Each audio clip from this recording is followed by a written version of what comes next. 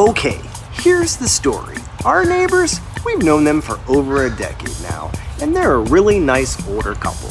They told me years ago that they wanted a drought-tolerant garden, but they aren't exactly the DIY type, and other improvements took priority, like new windows, which is understandable. So with the majority of the budget reserved for necessities, and a garden falling outside of that, wife asked me, would you make us a succulent garden for $200? and we said, Yes. So, I start with tilling to break up all the weeds that were established, and then level everything out. This dirt is like concrete. I mound up the beds where I'm going to plant. This will give me some height variation to play with when composing the plants. First dollars spent goes towards weed fabric. One roll was just enough. Winner, winner, chicken dinner.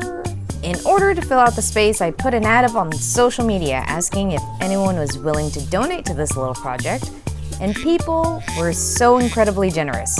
After a weekend of driving, cutting, and digging, we end up with a great big plant pile. I trim them up and store them in the shade so that the cuts can heal over. meanwhile, on the side of the house, This root is growing out of the side yard of the house, so let's dig it up. Root! I think it will make for a great natural looking area of interest. You go there, little root. And I'll use it as a baby retaining wall. It's planting time. I'm going to start the planting with the large plants or the ones that are going to get large. I want these big plants to be in the background so I can put smaller plants underneath them in the foreground. All of these donated plants have different growth patterns and speeds, both in regards to their shoots Like this one. and their roots. Many succulents need roots to grow, and if they take a long time to form new roots when they're cuttings, then they can take longer to show new growth once set in the soil.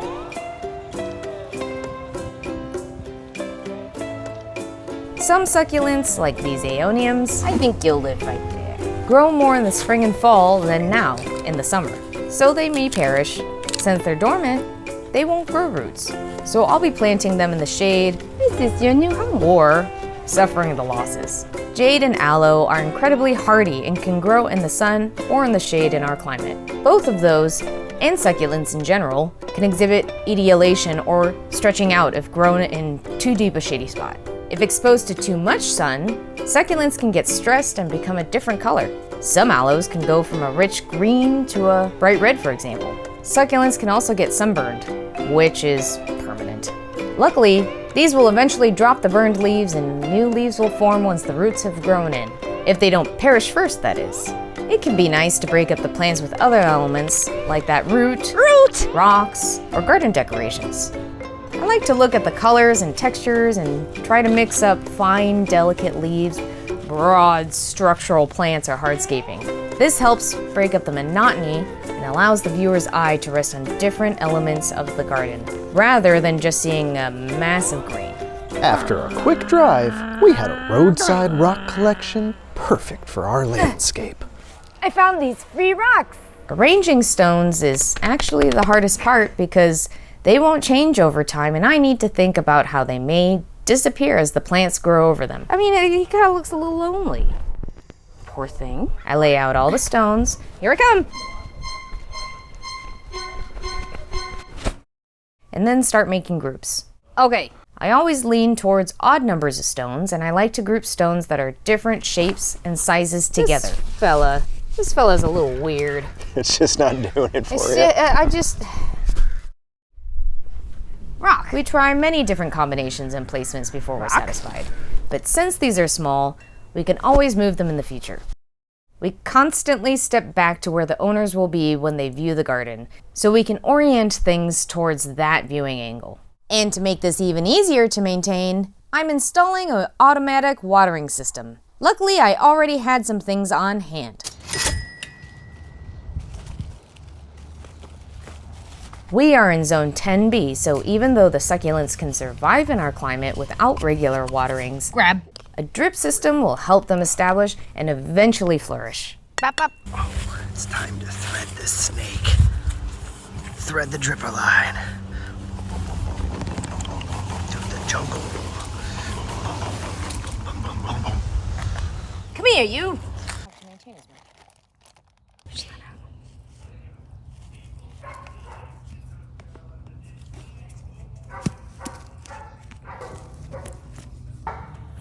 Burn it. Not too much. Just enough to give it the old barbed installation. Perfect. The tiny ones. That. Why are you gonna put it way over there where I can't even see what you're doing, you jerk? Well, you put the blanket on top of the cactus. There we go. Huh? Weasel in. Yeah.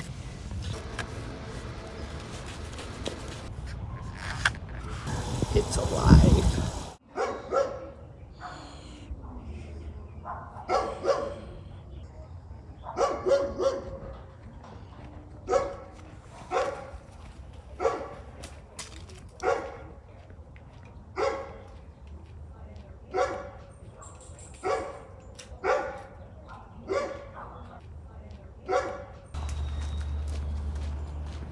I take a look around the property to see what else I can finish off the space with, and I was pleasantly surprised to find pavers. Are you back in the hidden spot?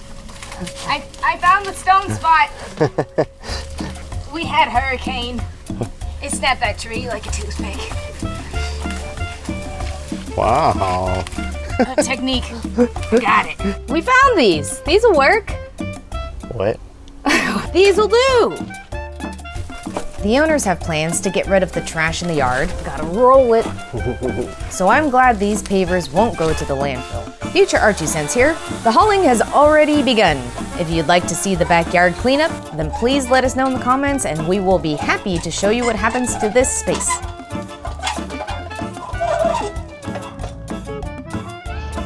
I'll lay out all the goodies so you could form the puzzle.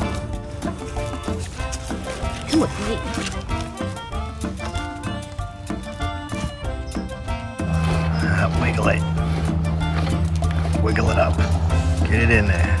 This yard will never be used by the owners. So I'm placing the pavers along the edge of the beds for me to use when I'm maintaining the plants. I found out that these are over 40 years old, so it's nice to give them purpose again. The pavers weren't enough to delineate the bed from the open space, so we decided we wanted a cleaner look and got some metal corrugated edging. In the past, we've used the cheap plastic edging, and it can look nice when freshly installed, but over time it can start to lean over and then it won't contain whatever you're trying to contain. It also expands in our heat, so it will ripple in the warm season. There's no way this edging can be pounded into our rock-hard dirt though. So we had to break it up first. A scrap piece of wood distributes the force of the mallet blows to prevent crumpling the metal. Rubber mallet also works, but is slower. So was metal edging really necessary? Yes, because we are on to the gravel. Another neighbor heard about this project and offered use of their truck to get some gravel. So we headed out to the stone yard. We went with a light colored gravel because the sun is brutal here. And we don't want to cook the plants with a dark stone. They are already suffering just being on top of the black weed barrier. The jagged shape of the rock will keep it up on the slopes. You're doing it. I'm just smoothing out my rocks. Look at this. We already got someone moving in. It's our new inhabitant. Gerald. Gerald the lizard. Hi, Gerald. One final touch on this cactus, and we'll be all set. We gotta figure this out real good. What do I want to do here? Not that.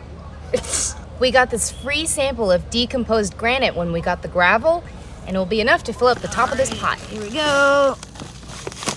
Looks good. Look at that. A little dry riverbed. There's a birthday party. No. With a bounce castle. No. We're gonna go join them later. There you go. Now can we go eat dinner? Yes. Wait. Oh. Okay. Now that I've got the beds, drip line, and pavers installed, it's time to get some mulch. The owners don't want grass, and I have too large of an area to be able to cover it with gravel since I'm on a tight budget. Many tree trimming services will drop off mulch for free, but you usually can't choose what kind of mulch or the quantity. Luckily, I need a lot, so this pile will be used up. It will suppress weeds, add organic matter to this dead dirt, and keep the dust down, which is essential because the owner has respiratory issues. This won't last forever, because in the wet season, mulch will eventually break down and get incorporated into the dirt, turning it into soil with that rich organic matter that plants love. If the owners change their mind in the future and want a lawn, this will make a much better base for grass to grow out of. Elsewhere. Oh, should I go? Here I go. Deep within the backyard. On this tape. Oh, come with me.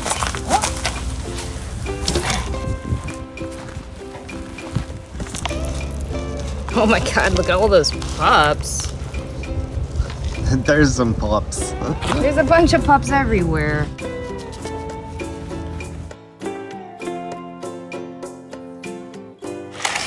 Here's another donation from a neighbor. New gravels. I dress up the area with some more things I found or got for free, and now we finally have the beginnings of a garden.